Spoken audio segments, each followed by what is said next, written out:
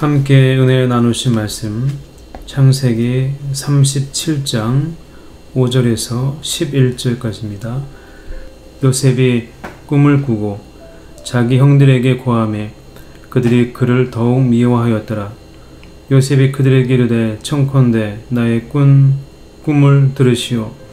우리가 밭에서 곡식을 묵더니 내 단은 일어서고 당신들의 단은 내 단을 둘러서서 절하더이다. 그 형들이 그에게 이르되 네가 참으로 우리의 왕이 되겠느냐, 참으로 우리를 다스리게 되겠느냐 하고 그 꿈과 그 말을 인하여 그를 더욱 미워하더니 요셉이 다시 꿈을 꾸고 그 형들에게 고하여 가로되 내가 또 꿈을 꾼즉 해와 달과 11별이 내게 절하더이다 하니라. 그가 그 꿈으로 부형에게 고하매 아비가 그를 꾸짖고 그에게 이르되 너의 꾼 꿈이 무엇이냐? 나와 네 모와 네 형제들이 참으로 가서 땅에 엎드려 네게 절하겠느냐? 그 형들은 시기하되 그 아비는 그 말을 마음에 두었더라. 아멘.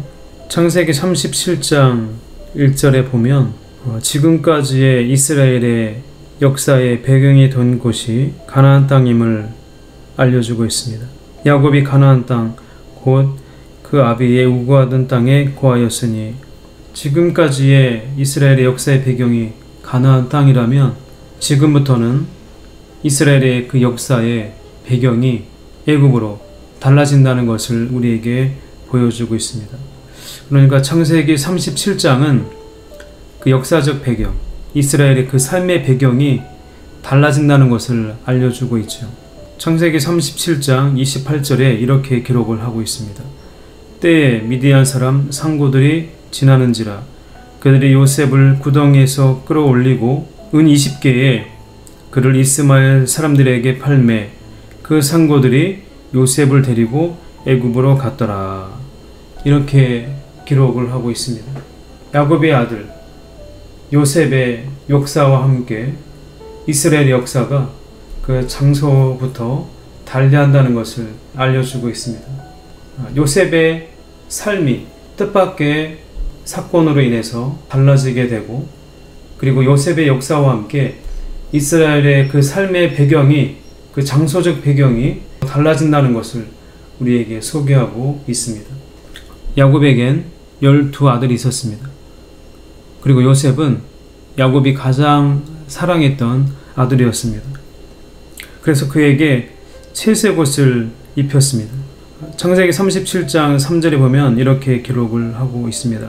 요셉은 노년에 얻은 아들이므로 이스라엘이 여러 아들보다 그를 깊이 사랑하여 위하여 채색 옷을 지었더니 이것이 형들에게 미움을 당하게 되는 뜻밖의 원인이 되었습니다. 그러니까 야곱이 특별히 사랑했던 존재가 바로 요셉이었음을 성경은 말하고 있고 그 형들은 요셉을 그것으로 인해 시기했다고 성경은 기록하고 있습니다. 그를 미워했다. 시기했다는 것보단 그를 미워했다고 성경은 기록하고 있습니다. 거기에 더 불을 지핀 사건이 있죠. 그것이 무엇이냐면 요셉이 2가지 꿈을 꿉니다. 그리고 그것을 마음에만 담아두지 않고 형들에게 그 꿈을 이야기한 데서 더 형들의 미움과 시기를 자극하게 됩니다. 2가지 꿈이 무엇이냐면 7절에 보면 우리가 밭에서 곡식을 묵더니 내 단은 일어서고 당신들의 단은 내 단을 둘러서서 절하더이다. 이것이 첫 번째 꿈입니다. 그리고 그 다음 꿈이 무엇이냐면 9절에 보면 이렇게 기록을 하고 있습니다. 내가 또 꿈을 꾼즉 해와 달과 11별이 내게 절하더이다 하는 내용이었습니다. 자신의 부모와 형들이 자신에게 경배를 한다는 그런 내용이죠. 그리고 11절에 이렇게 기록을 하고 있습니다. 그 형들은 시기하되 그 아비는 그 말을 마음에 두었더라. 이렇게 기록을 하고 있습니다. 그리고 이 사건 이후로 야곱이 요셉에게 심부름을 보냅니다. 형들이 세겜에 가서 아비의 양떼를 칠 때 야곱이 요셉을 불러서 형들에게 요셉을 보냅니다. 그리고 그 세겜을 거쳐서 형들이 있는 도단으로 가게 됩니다. 도단에서 형들을 만났고 형들은 요셉이 가까이 오는 것을 보고 그를 해치기를 함께 꾀합니다. 그리고 그를 죽이려 하지만 루벤이 막아서서 그를 구덩이에 던지게 됩니다. 창세기 37장 22절에 보면 이렇게 기록을 하고 있습니다. 루벤이 또 그들에게 이르되 피를 흘리지 말라. 그를 광야 그 구덩이에 던지고 손을 그에게 대지 말라 하니 이는 그가 요셉을 그들의 손에서 구원하여 그 아비에게로 돌리려 함이었더라. 구덩이에 던지게 되죠. 그리고 나서 25절에 보면 그들이 앉아 음식을 먹다가 눈을 들어 본즉 한때 이스마엘 족속이 길르앗에서 오는데 그 약대들에게 향품과 유향과 모략을 싣고 애굽으로 내려가는지라. 그러다가 생각을 달리합니다. 미디안 노예 상인들에게 그를 팔기로 한 거죠. 그리고 은 20개의 이스마엘 사람들, 미디안 노예 상인들에게 요셉을 팔아버립니다. 그리고 미디안 노예 상인들은 요셉을 데리고 애굽으로 가게 되죠. 이 사건 이후로 이스라엘의 삶의 그 역사적 배경이 이제 가나안 땅에서 애굽으로 달라지게 되는, 바뀌는 역사적인 전환점이 이르는 곳이 바로 이 창세기 37장입니다. 그런데 우리에게 이 창세기 37장은 말씀하고 있는 내용들이 있죠. 과연 나의 형제들이, 나의 가까운 사람들이 잘 되었을 때 과연 우리가 그를 진심으로 축복해 줄 수 있을까? 그 영혼을 위해서 진정으로 기쁜 마음으로 기도할 수 있을까? 아니면 형들과 같이, 요셉의 형들과 같이 요셉을 시기하고 질투한 나머지 그를 더 미워하게 될까? 라는 겁니다. 과연 여러분들은 어떻게 하실 것 같습니까? 그를 위해서 정말 마음을 담아서 축복해주고 그를 위해서 기도해 줄 수 있겠습니까? 아니면 형들과 똑같이 시기하고 미워하는 마음이 더 크겠습니까? 옛말에 이런 말이 있죠.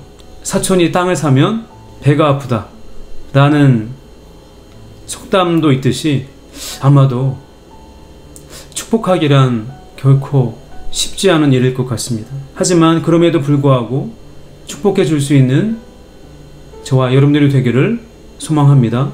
그리고 여호와 하나님의 그 섭리가 반드시 미친다는 사실을 알 수 있습니다.